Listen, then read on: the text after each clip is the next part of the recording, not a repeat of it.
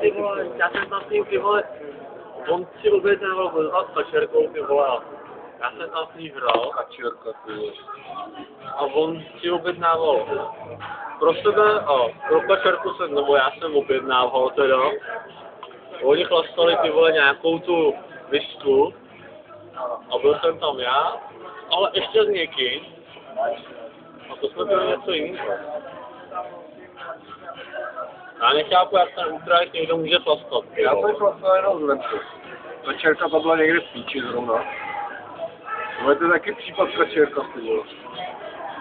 To je jaká ženská, nebo co? To je udržitelská kurva, ty vole, když to řeknu takhle, ty vole.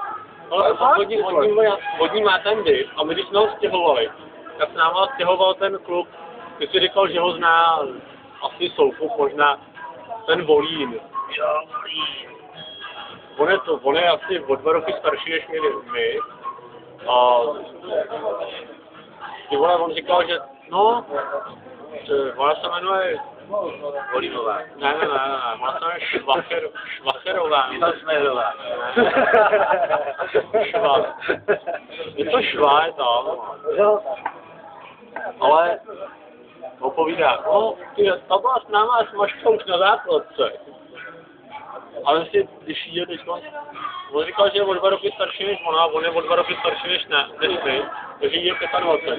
On se teď odstěhoval teda někam do Mexika. A on povídá, no to tam pěkně smaží určitě.